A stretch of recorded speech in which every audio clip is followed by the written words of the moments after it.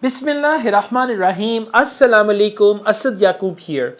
Well guys, this video is for those who need to get 7 band in writing, or those who need to get 6 band in writing but they are stuck with 5 band or 5.5, and the 7 band candidates, they are stuck with 6 or 6.5.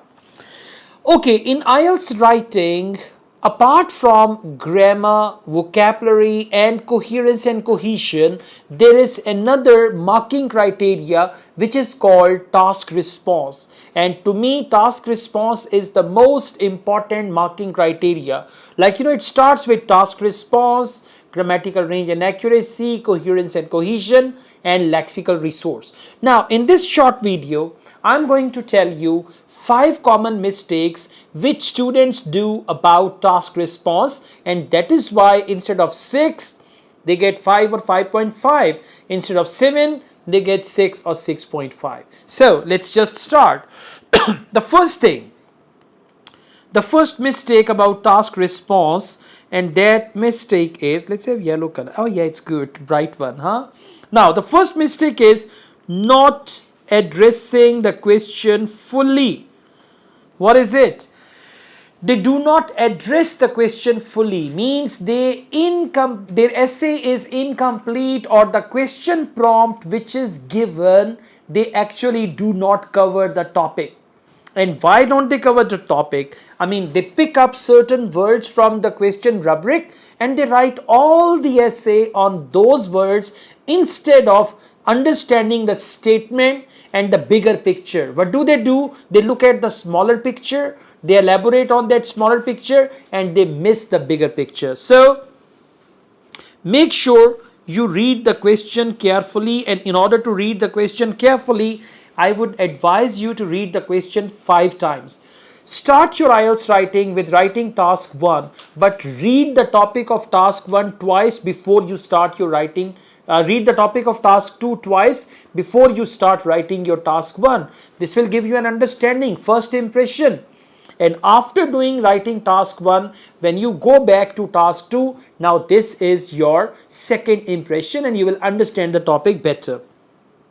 And all of your arguments are 100% on topic. Very important.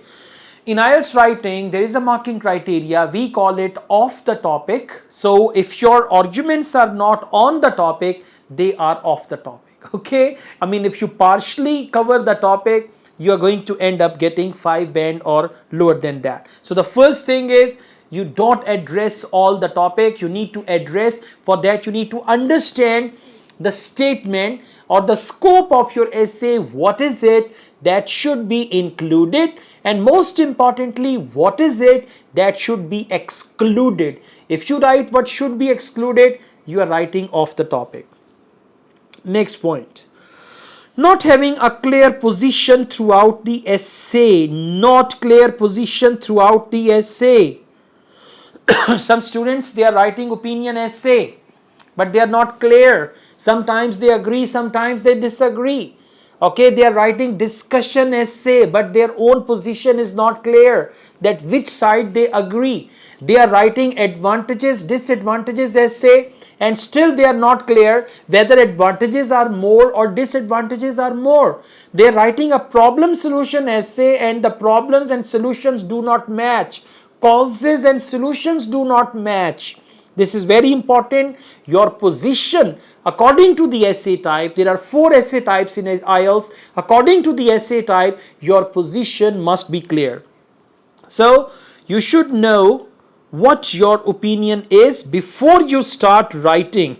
Now, once you write 2 body paragraph and then you change your mind, you cannot do that. Your position should be clear. You're writing opinion essay and after 1 body paragraph you change your mind. You're writing discussion essay, after writing 1 body paragraph you change your mind. So this is how you can spoil your essay. Then show the examiner what is in the body, what it is in the body, and if you wait until the conclusion, it probably won't be enough for a 7 band. So you need to tell your position right from the introduction, and then the body paragraph should shout out loudly that my position is this. Do not wait for the conclusion, that in conclusion I will give my position. No, you need to start your essay. In introduction, you need to tell your position, and then throughout your essay you need to relate your arguments with your position. Therefore, I strongly agree. That is why I agree. For all these reasons, I strongly believe that, something like this. Now, the next point is not extending your ideas enough. Very important point. What do the students do? They just fill up their essay. They stuff their essay with ideas. One idea, another idea, another idea. Let me tell you, one body paragraph of your essay should contain single idea, and then the whole body paragraph will revolve around that single idea. Okay, now what do they do? Students do, those who are getting 5 band, 5.5 band, not 7, they are not extending their ideas. As I mentioned in my other videos as well, present your main idea. Express or expand your main idea, or just tell them what you mean by that. Give a relevant example and conclude your main idea. This is what we call well-developed ideas, so they do not extend their ideas. We never want single sentence ideas, okay? We want elaboration on that, well-developed ideas. Next, avoid using fake statistics in your examples. 2/3 people who live in Canada, they are having obesity, or they come across obesity problem. 90% people in America like fast food. I mean, how? You're writing an essay, you're not writing a report. So please avoid any statistics, even if they are real, if they are not fake. Please avoid 2/3, 90%, 100%. Okay, and don't be so sure like you generalize all the people. For example, in America, everyone is obese. In Canada, people are suffering from diabetes. I mean, how do you know all the people of Canada are suffering from diabetes? So do not write, do not overly generalize your ideas. Let's say some people suffer from diabetes, all right, or some people who live in Canada, they suffer from diabetes because of their poor dietary habits or anything like that. Okay, so don't choose fake statistics. No examiner finds these convincing. Just use a general example instead. Oh, and never end a paragraph with an example that isn't clearly linked back to the question. Your body paragraph should finish with a concluding sentence, and that concluding sentence should connect that argument with the main topic of the essay and the stance you have on that essay, opinion, discussion, agree, disagree, and all that.